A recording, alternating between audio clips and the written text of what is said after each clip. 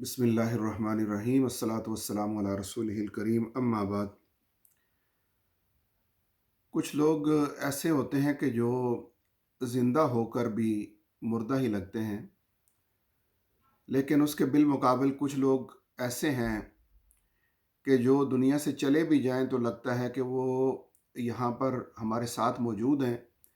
اور ہمارے دائیں بائیں ہی جو ہے وہ چل پھر رہے ہیں، اور ان کی تصویر دیکھیں تو یوں لگتا ہے کہ جیسے ابھی وہ تصویر سے باہر نکل کر آ جائیں گے اور ہمارے ساتھ گفتگو کرنا شروع کر دیں گے۔ ایسی ہی ایک خوبصورت اور ہر دل عزیز شخصیت ہمارے میاں عبد الوحید صاحب آف برلے تھے، کہ انتہائی پیاری شخصیت، بہت سی خوبیوں کا مرقع، ماشاءاللہ۔ اس وجہ سے وہ نیلسن، برلے، برائی فیلڈ اور ارد گرد کے علاقوں کے اندر جہاں جہاں بھی بالخصوص تحریکی لوگ موجود ہیں، وہ ان سب میں بڑے اچھے طریقے سے جانے جاتے تھے، اور بڑا لوگ ان سے محبت کرتے تھے اور ان سے پیار کرتے تھے، کیونکہ میاں صاحب کی شخصیت ایسی تھی کہ جس طرح مثلاً ایک پھول ہے تو ہر ایک اس کو پسند کرتا ہے، ہر ایک اس کو داد دیتا ہے، اس کو پکڑنا چاہتا ہے، چھونا چاہتا ہے، اس کو سونگھنا چاہتا ہے۔ تو اسی طرح محترم میاں صاحب کی شخصیت تھی کہ جن کا فیض جو ہے وہ بہت سے لوگوں کو پہنچتا تھا، اور شاید اب ان کے دنیا سے جانے کے بعد بھی بہت سے لوگوں کو پہنچ رہا ہوگا۔ تو چند باتیں میاں صاحب کے حوالے سے جو میں نے آبزرو کی ہیں، ان کے ساتھ جتنے بھی چند سال کا عرصہ گزرا ہے، تو آج اسی حوالے سے چند باتیں گوش گزار کروں گا کہ آج 25 دسمبر ہے، اور ایک سال ہونے کو ہے۔ پچھلے سال 28 دسمبر کو محترم میاں صاحب کا انتقال ہوا تھا، لیکن یقین کریں کہ ابھی تک اس بات پر یقین نہیں آتا۔ ان کا ہنستا مسکراتا چہرہ جو ہے وہ ابھی بھی بالکل تر و تازہ آنکھوں کے سامنے ہے۔ اللہ سبحانہ و تعالیٰ ان کو غریق رحمت کرے اور ان کی آخرت کی منازل کو آسان فرمائے، اور ان کے صاحبزادوں کو، پوری فیملی کو انشاءاللہ صبر جمیل نصیب فرمائے۔ تو محترم میاں صاحب میں ایک چیز جو ہر شخص آبزرو کر سکتا تھا، ان کی خوش اخلاقی تھی اور ان کی محبت تھی۔ ہر ایک کے ساتھ بڑی خندہ پیشانی کے ساتھ، کھلے دل کے ساتھ اور کھلے بازوں کے ساتھ وہ ملنے والے تھے۔ اور دوسری چیز، ان کا اخلاص اور خیر خواہی تھی، ہر ایک کے لیے بے لوث اور مخلص، اور کوئی مشورہ مانگے تب، کوئی ان کے ساتھ اس سے سپورٹ مانگی جائے تب، وہ ہر وقت اور ہر طرح سے دینے کے لیے تیار رہتے تھے۔ اور تیسری چیز جو ان کے شخصیت کا بڑا نمایاں پہلو تھی، وہ تھا ان کا انفاق فی سبیل اللہ کا جذبہ۔ کوئی اپیل ہو، لوکل ہو، نیشنل ہو، انٹرنیشنل ہو، جہاں میاں صاحب کو پتہ چلا ان کا ہاتھ جیب میں جانا ہے، اور نکال کر جو کچھ بھی اللہ تعالیٰ کی توفیق سے جو اللہ کو منظور ہو وہ پیش کر دیا کرتے تھے، بلکہ آپ نے عزیز و اقارب کو بھی اس کے اوپر انکریج کیا کرتے تھے۔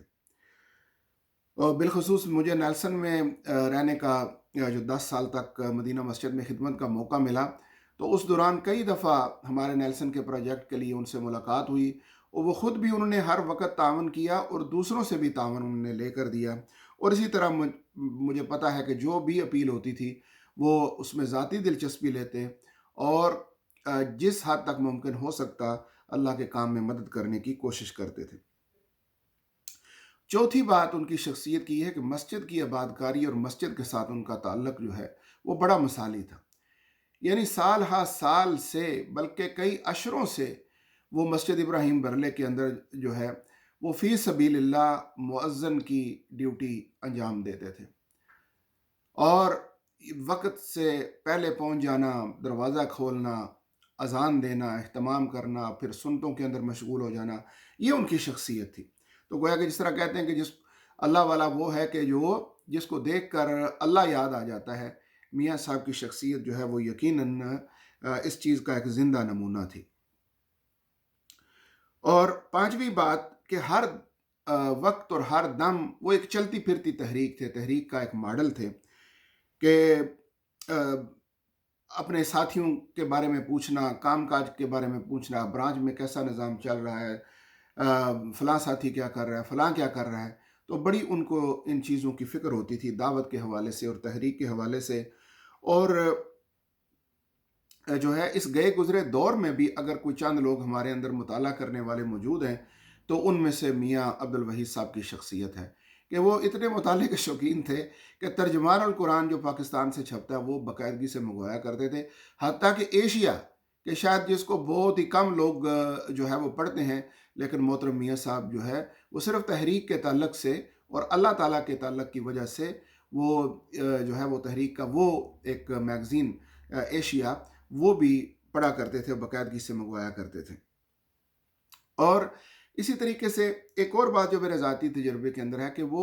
کئی دفعہ مجھ سے رابطہ کرتے کہ نیلسن کی مدینہ مسجد کی بک شاپ سے کوئی قرآن مجید کا ترجمہ لینے کے لیے یا سادہ قرآن پاک لینے کے لیے، اور وہ لے لے کر لوگوں کو گفٹ کرتے تھے، لوگوں کو ہدیہ کرتے تھے کہ اور پھر اس میں اتنے وہ پرٹیکولر ہوتے تھے کہ اس کا خط جو ہے وہ ایسا ہونا چاہیے کہ آسانی کے ساتھ پڑھا جا سکے، باریک خط نہ ہو۔ تو جس طرح مطلب کو بندہ ہوتا تھا اس حساب سے وہ ڈیمانڈ کر کے جو ہے وہ چیز لیا کرتے، اور کئی دفعہ اس حوالے سے ان سے رابطہ ہوتا تھا۔ اور لاسٹ ایئر ان کی وفات سے بھی مجھے یاد آتا ہے، تقریباً 2 مہینے کا رفلی ٹائم ہوگا، اس وقت بھی وہ میرے پاس آئے اور ایک غالباً تفہیم کا جو شارٹ ورژن ہے وہ غالباً انہوں نے جو ہے وہ مجھے کہا تھا کہ وہ لے کر رکھو تو میں آ کے تم سے جو ہے وہ پک کر لوں گا، تو وہ میرے پاس تشریف لائے، ایک چھوٹا سا گفٹ بھی جو ہے وہ میرے لیے لے کر آئے اپنی محبت کے اظہار کے لیے۔ اور اس طرح قرآن پاک جو ہے وہ انہوں نے لیا مجھ سے، اس کی قیمت اس کا جو بھی ہدیہ تھا وہ ادا کیا اور وہ لے کر چلے گئے، اور وہ یقیناً کسی کے لیے لے کر جا رہے تھے، کسی کو دعوت کے نقطہ نظر سے دینے کے لیے۔ تو یہ تھا میاں صاحب کا جو ہے نا وہ میری آخری ملاقات کا یہ مجھے یاد آتا ہے کہ اس کے بعد پھر ان سے ملاقات نہیں ہو سکی اور وہ دنیا سے تشریف لے گئے۔ تو ایسی متحرک اور جامع شخصیات جو مختلف خوبیوں کا مجموعہ ہوں، یہ بہت کم لوگ ہوتے ہیں، بہت کم لوگوں کے حصے میں یہ چیزیں آتی ہیں۔ تو اللہ تعالیٰ نے ہمارے اس مرحوم بھائی کو، میاں عبدالوحید صاحب کو، یہ چیزیں وافر مقدار میں عطا کی تھیں۔ اب وہ اپنے رب کے حضور پیش ہو چکے ہیں اپنے تمام نامہ اعمال کے ساتھ۔ ہم دعا گو ہیں اللہ سبحانہ و تعالیٰ ان کی خدمات کو قبول و منظور فرمائے، ان کی قبر کو تا حد نگاہ وسیع فرمائے، اور ہم سب کو اور بالخصوص ان کی اولاد کو ان کے نقش قدم پر چلنے کی توفیق نصیب فرمائے۔ آمین ثم آمین، وآخر دعوانا ان الحمد للہ رب العالمین۔